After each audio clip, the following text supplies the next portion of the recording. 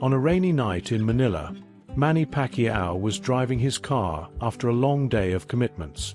The city lights reflected in puddles as he traveled down busy avenues, thoughtful about his journey from days of poverty to becoming a boxing legend. The rain fell heavily, creating a silver curtain that made it difficult to see through the windshield, forcing him to slow down as he passed a bridge in the Quiapo district. That's when something caught the corner of his eye. A solitary figure huddled under the precarious protection of the bridge.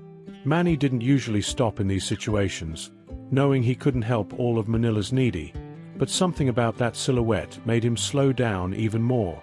The trembling figure held a soaked piece of cardboard over his head, trying uselessly to protect himself from the storm battering the city. Manny's heart tightened when, even through the intense rain, he recognized the features of that face. They were the features of a man who had once been full of life and wisdom, a man who had marked his youth with lessons that went far beyond books. Although older and worn down, there was no doubt. It was Gardo Tantioco, his mathematics teacher from the small school in General Santos City, the man who had believed in his potential when few others did. The sight of his former mentor in that condition made Manny feel as if he had taken a blow stronger than any he had ever faced in the ring. He remembered the mornings when Mr. Tantioco arrived early to school, often bringing extra pencils for students who couldn't afford their own. The teacher who stayed after classes to help struggling students, including Manny himself, who wrestled with numbers while dreaming of a better future. Without thinking twice, Manny parked his car on the shoulder, ignoring the rain that immediately soaked his expensive suit. He felt a lump in his throat as he approached the man who had once been a figure of authority and respect, now reduced to seeking shelter under a cold, damp bridge in the Philippine capital. The disparity between his memories and the current reality was too painful to ignore. Mr. Tantioco didn't recognize Manny immediately, his tired, half-closed eyes trying to identify the well-dressed figure approaching under the torrential rain. The former teacher looked confused, probably accustomed to being ignored by passers-by or, at worst, treated with disdain. His worn and dirty clothes told the story of years of hardship, while his few belongings were stored in a torn and faded backpack beside him. When their eyes finally met, there was a moment of recognition that briefly lit up the wrinkled face of the old teacher. Manny knelt on the wet sidewalk, ignoring the mud staining his expensive pants, and placed a gentle hand on the man's shoulder. Emotion overcame them both in a silence loaded with meaning that required no words. Manny noticed the signs of malnutrition in the fragile body of his former mentor, the hands that once wrote formulas on the blackboard now trembling uncontrollably. The boxer felt a mixture of sadness and guilt. How could someone who had taught and inspired so many young people end up in such a situation of abandonment? How could he, Manny, who now had so much, not have known of the fate of someone so important in his formation? Gently, Manny helped Mr. Tantioco to stand, feeling the worrying lightness of his body. The old teacher hesitated, pride still present despite the circumstances. His eyes, although clouded by time and hardship, still carried a glimmer of dignity, the same one Manny remembered from the classrooms of his youth, when the teacher insisted that all students, regardless of their background, deserved respect and had potential. The rain continued to fall mercilessly as Manny guided his former teacher to the car, protecting him with his own coat. At that moment, the positions had completely reversed, the once poor student now offering shelter to the teacher who had taught him so much. The irony of the situation didn't escape either of them, but there was something deeper happening there. An opportunity for repayment that transcended their current circumstances. On the way to the hotel where Manny was staying, silence prevailed, interrupted only by the soft sound of the windshield wiper and rain hitting the car roof. Through the rearview mirror, Manny observed his former teacher, now asleep in the back seat, exhausted from years of struggling to survive on the streets. The contrast between the luxurious interior of the vehicle and the worn figure of Mr. Tantioco was a painful representation of the inequality that plagued the Philippines, something that Manny, despite his success, never managed to completely ignore. Upon arriving at the luxury hotel in the Makati district, Manny was greeted with the usual bows from the staff, which quickly transformed into looks of surprise when they saw the guest accompanying him. With discretion and respect, Manny asked them to prepare an additional room and provide clean clothes and a hot meal. He ignored the curious glances, keeping a protective hand on his mentor's shoulder as he guided him through the elegant corridors of the establishment. In the room, Mr. Tantioko looked with disbelief at the luxury surrounding him, gently touching the clean sheets as if they were a dream from which he would soon wake. Manny observed in silence, respecting the old teacher's moment of adaptation. There were so many questions to be asked, so many stories to be shared, but he knew that wasn't the moment. First, his former mentor needed to recover his dignity, to feel human again. While Mr. Tantioko took a hot bath, probably the first in many months, Manny made some calls. He contacted his personal medical team, requesting they come discreetly to the hotel the following morning for a complete evaluation. He also spoke with his assistant, asking him to investigate what had happened to his former teacher in recent years, how someone so dedicated to education had ended up on the streets of Manila.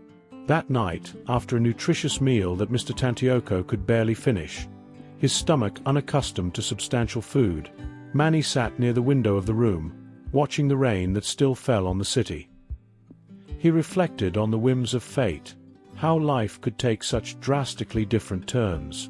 While his former teacher slept deeply in the comfortable bed, Manny made a silent promise that this reunion would not just be a momentary gesture of charity, but the beginning of a real change in the life of someone who had once changed his own. The next morning, as Philippine sun rays finally broke through the clouds after the storm, Mr. Tantioko received a visit from Manny's medical team. The doctors, respectful and discreet, conducted a complete evaluation, discovering that besides the evident malnutrition, the teacher suffered from untreated hypertension and early-stage glaucoma that was gradually compromising his vision. Manny observed from a distance, his heart heavy upon realizing that relatively treatable problems had contributed to his mentor's precarious situation, simply due to lack of access to basic health care. After the doctors left, during a breakfast that Mr. Tantioko savored slowly, rediscovering the pleasure of a peaceful meal, the story began to unfold. Through facial expressions and gestures, more than words, Manny understood that after decades dedicated to teaching in public schools, his former teacher had retired with an insufficient pension. A series of health problems had consumed his few savings, and after his wife's death 3 years earlier, he had gradually lost his home and ended up on the streets of the capital. What struck Manny most was learning that Mr. Tantioko had tried to contact former students who had prospered in life, not to ask for charity, but just to get some dignified work despite his advanced age. However, doors had closed, memories had faded, and those he had helped in the past were too busy with their own lives to remember the teacher who had contributed to their successes. No one, except fate, could have predicted that it would be precisely on the streets, at the most desperate moment, that he would find the recognition he sought. While Mr. Tantioko rested after breakfast, Manny received his assistant with the information requested the night before. He discovered that his mentor had a daughter, Ligaya, who lived in Cebu with 2 small children, struggling as a nurse to support the family. She had lost contact with her father after multiple frustrated attempts to bring him to live with her, limited by her small apartment and modest salary. Mr. Tantioko, proud and not wanting to be a burden, had preferred to try his luck in Manila, where he believed he had more job opportunities, even at an advanced age. At that moment, Manny began to formulate a plan, not motivated by pity or a desire to display his generosity, but by a genuine sense of justice and gratitude. He remembered the words that Mr. Tantioko used to repeat in the classroom: "Knowledge without action is like a boat without oars. It doesn't take you anywhere." It was time to transform knowledge of the situation into concrete actions, to use his privileged position not just for a temporary gesture, but to completely restore the dignity of someone who had contributed to so many lives, including his own. During the following week, while Mr. Tantioko remained at the hotel recovering his strength and receiving medical treatment, Manny moved discreetly behind the scenes. He contacted Ligaya in Cebu, an exciting conversation that began with shock and disbelief from the nurse upon discovering that a celebrity like Manny Pacquiao had found her father. The conversation soon evolved into joint planning on how to sustainably improve Mr. Tantioco's life, respecting his dignity and independence. In parallel, Manny used his contacts at the Ministry of Education to investigate why his teacher's pension was so inadequate after decades of service. He discovered administrative failures and incomplete documentation that had resulted in payments far below what was due. With the help of competent lawyers, a process was initiated to correct this injustice, not just for Mr. Tantioco, but potentially for other educators in similar situations, transforming an individual case into a possible systemic reform. Meanwhile, Mr. Tantioco's health gradually improved. The appropriate medications controlled his blood pressure, and consultations with ophthalmology specialists offered treatments to slow the progression of glaucoma. More important than the physical care, however, was the recovery of his dignity. Manny noticed how his former teacher was beginning to express himself again with the eloquence that had marked his classes, how his gaze recovered its vivacity when discussing various subjects, from educational policy to the challenges faced by young Filipinos in the digital era. In a particularly significant moment, Manny brought some of his old school colleagues who had also been Mr. Tantioco's students. The reunion, organized without publicity or cameras, was marked by tears and laughter, stories retold and lessons remembered.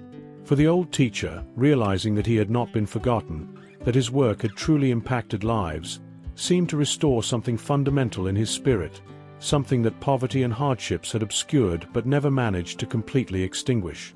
During this period, Manny carefully avoided any media exposure of the case. There were no social media posts, interviews, or public statements about his meeting with the former teacher.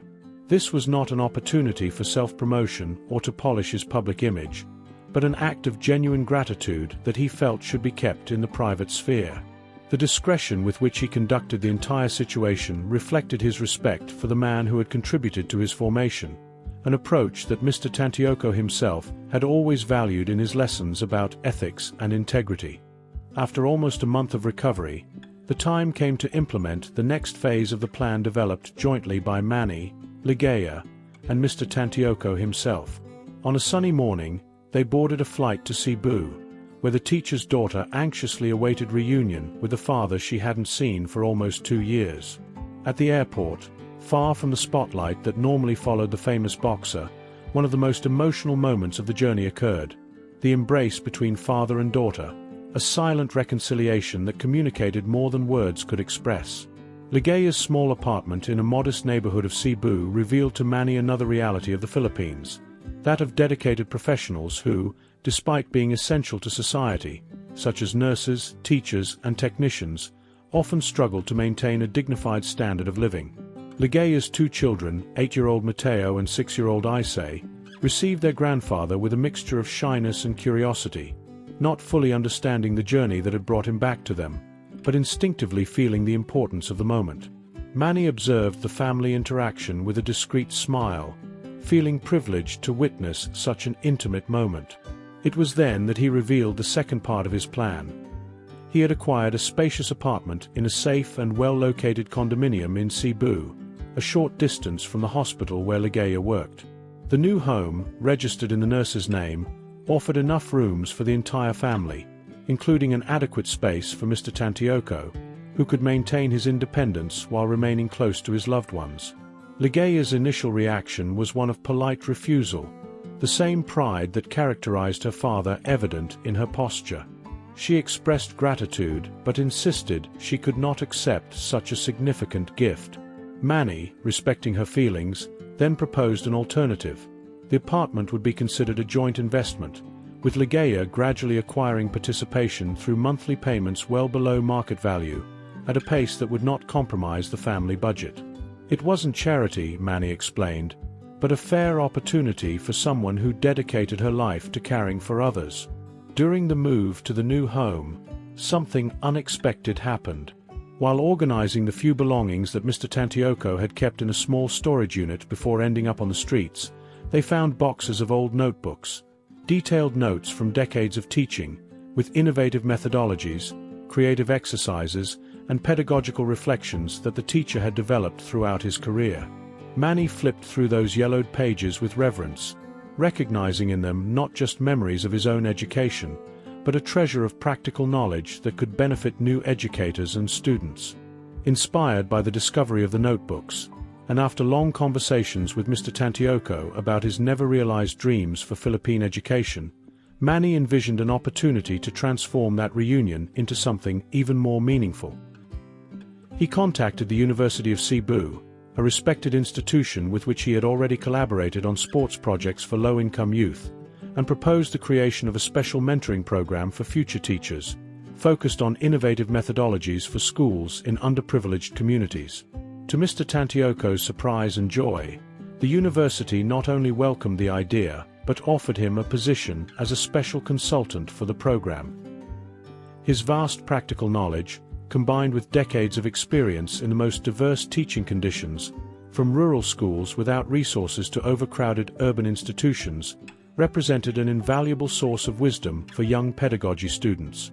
The modest but dignified salary would complement his pension, now in the process of revision thanks to the legal efforts initiated by Manny. The impact on Mr. Tantioco's health and spirit was almost immediate. Having a purpose again, feeling valued not out of charity but for his genuine contributions, seemed to rejuvenate him. Regular medical consultations, possible thanks to the proximity of the hospital and the health plan provided as part of his new work arrangement, ensured that his conditions were properly monitored and treated. More importantly, daily life with his daughter and grandchildren filled an emotional void that years of loneliness on the streets had created. For Ligaya, the transformation went beyond moving to a more comfortable home. Financial security allowed her to reduce her exhausting overtime hours at the hospital, dedicating more time to family, and even resuming her specialization studies, a dream she had postponed due to economic pressures. Little Mateo and Isay flourished with their grandfather's presence, who transformed math lessons into fascinating games and stories of Filipino culture into engaging adventures, transmitting not just knowledge, but values that transcended the school curriculum. Manny visited the family periodically, always discreetly, avoiding turning their connection into a public spectacle. During one of these visits, almost 6 months after the encounter under the bridge, Mr. Tantioco presented him with one of his old notebooks, the one containing notes from the period when Manny was his student. In the yellowed margins, the boxer found surprising observations about his own childhood personality: determined beyond comprehension, generous with classmates, thinks differently, sees possibilities where others see obstacles. Those words, written decades earlier, seemed to prophesy not just his success in sports, but the kind of person he would become. On a quiet Sunday afternoon, almost a year after the fortuitous encounter under the bridge in Manila, Manny participated in a family lunch at Ligaya's home in Cebu. The transformation was evident in everyone present. Mr. Tantioco, now with stabilized health and a renewed sparkle in his eyes; Ligaya, more relaxed and confident in her professional future; the children, flourishing with a stable environment and their grandfather's educational support. The conversation flowed naturally between everyday topics, future plans, and occasional reminiscences of the past. During the meal, Mr. Tantioco shared news that filled everyone with pride. The mentoring program at the university had been so successful that it was being expanded to other educational institutions in various provinces. His methodologies, developed during decades of practice in challenging conditions and now systematized with academic support, were influencing a new generation of Filipino educators. What had begun as a solution for an individual was gradually transforming into a broader movement for education more adapted to local realities. For Manny, observing this chain of positive events that had unfolded from that moment under the rain provoked deep reflection. He thought about how many other Mr. Tantiocos might be on the streets of the Philippines, people who had contributed significantly to society but who, due to circumstances beyond their control, found themselves in vulnerable situations. His fame and financial resources allowed him to help in individual cases, But true change required systemic transformations in the education, health, and social security sectors. It was at that moment that Mr. Tantioco, as if reading his former students' thoughts, commented that the greatest lesson he had learned in this unexpected journey was not about the importance of charity, but about the multiplying power of fair opportunities. What had transformed his life was not just the rescue from the streets, but the chance to continue contributing significantly, to utilize his knowledge and experience in a context that valued these qualities. This reflection resonated deeply with Manny, confirming his intuition that true generosity goes beyond giving resources. It's about recognizing and valuing human potential in all its forms. At the end of that day, as he said goodbye to the family he now considered part of his own story, Manny took with him a renewed clarity about his role beyond the rings and politics. The encounter with his former teacher had been more than an opportunity for personal repayment. It had been a vivid reminder that each individual carries invisible stories and unexplored potential, and that sometimes, a simple gesture of recognition can initiate waves of transformation that extend far beyond the initial moment. For a man accustomed to fighting in the center of the world's spotlight, perhaps this had been his most significant victory. A silent conquest, without applause or titles, but with a lasting impact on the lives he had touched and on the system he gradually helped to improve. If you enjoyed this story, leave a like and subscribe to the channel so you don't miss the next videos.